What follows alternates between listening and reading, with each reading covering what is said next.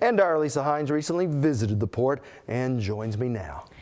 Normally when we're talking about water and agriculture, we talk about rain or drought. But there is another water that affects agriculture in Oklahoma, and it's our waterways. Agriculture products go by truck, go further by train, but they go the farthest by water, primarily the McClellan-Kerr Waterway. Oklahoma grows $7 billion worth of ag product every year. Jim Reese is Oklahoma's Secretary of Agriculture and says without the navigational system, it would be impossible to get ag products overseas. We use railroad, we use truck, but there's not a railroad or a truck that goes to our third largest trading partner, which is China. And so to get our grain to Asia, to Russia, to Japan, all of those outside foreign markets, we have to go by water. You can't take them by plane, they're too heavy, they're too bulk. And so water is the direct route. We use train, we use truck to get them here, but the ultimate goal is to get them on the water and get them over for sale. According to Eric Creason of Consolidated Grain and Barge, the waterway helps keep production costs low for ag producers. The McClellan-Kerr is important to Consolidated Grain and Barge for a couple of reasons. One, customers that we have all across the world that want to buy Oklahoma wheat come to the McClellan-Kerr, come to CGB and say, we want to buy your wheat. So the wheat is bought from the producers here in Oklahoma, shipped on this river system down to the Gulf of Mexico, and then put on vessels that will either go to Central America, where there's a lot of where our wheat's gone, where they'll grind and mill the wheat for bread products there. So without this river system, the producers in Oklahoma would not have a price competitive advantage to be growing and shipping wheat to the river. They might have to ship it to maybe Houston, Texas, or another wheat mill. So this is actually a price advantage for the grain. And it wouldn't be possible without the United States' farthest inland port, the Port of Catoosa. Port Director Bob Portis. Agriculture has from day one, going back to 1973, when we built this grain elevator, has been one of the driving forces together with energy that's made this port work, okay? Back in 1973, we had everything coming in, and we had all these empty barges and nothing going out. So that was one of the impetuses, if you will, to build a grain elevator. The other thing was, we opened up the farmers in Oklahoma and Kansas to the spring wheat market of New Orleans. Never before had we had access to that market. There definitely aren't any empty barges now. So by 1976, we're moving 20 million bushels of grain through here.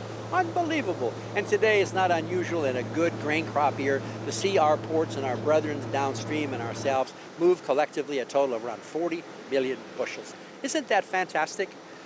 So why does that happen? Is it just because of the New Orleans market? No, it's the economics of barge transportation. You could put 60 truckloads of grain in a single barge. Not unusual for us to move 12 barges at a time along this waterway and out of this port. So think about that, 60 times 12, 720 truckloads being pushed by a towboat that has 2,500 horsepower and a crew of 8. So therefore, a good friend of mine in Enid, Oklahoma by the name of Lou Mybergen loves to say, we can move 3 bushels of grain to the Gulf by barge cheaper than you could buy a first-class postage stamp. But it just kind of illustrates the importance of the port to ag, and ag to the port, and to this waterway primarily, and the history of this waterway, and as far as the future is concerned, in my opinion, Katie bar the door. Tom Buchanan is president of Oklahoma Farm Bureau and says it's imperative to have a facility like the port. It certainly gives us an opportunity to capture an additional price point, so to speak, on sale of commodity, but additionally, the inputs that are brought upriver help us as we're buying fertilizers and even steel to go back to the farm with. So this is a very integral part of modern production agriculture in Oklahoma.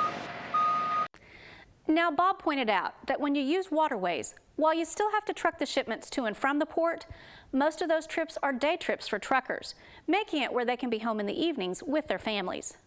Now, I know when you went to cover this story, there was a concern about a proposed ruling from the EPA concerning our waterways. The concern is about the word Nexus. And what that word means is any stream or even a ditch that connects in some way to a navigable waterway could be listed as a navigable waterway too, even if it doesn't usually have water in it, like many stream beds in Oklahoma. So what happened since you were in Catoosa? Last week, the House of Representatives passed the Waters of the United States Regulatory Overreach Protection Act. This legislation prohibits the Environmental Protection Agency and the Army Corps of Engineers from finalizing and enforcing a proposed rule that would redefine waters of the United States under the Clean Water Act, or using the rule as a basis for future administrative actions, saying it is the authority of Congress, not the administration, to change the scope of the Clean Water Act. So what happens now? Well, like any piece of federal legislation, it now goes to the Senate, where it's unclear whether the House measure will even be brought to the vote by the Senate Majority Leader. All right. Thank you so much, Elisa. You're welcome, Rob. Now, if you'd like to learn more about the McClellan-Kerr Waterway that makes the Port of Catoosa possible, we have links to a video history of it streaming on our website at okhorizon.com.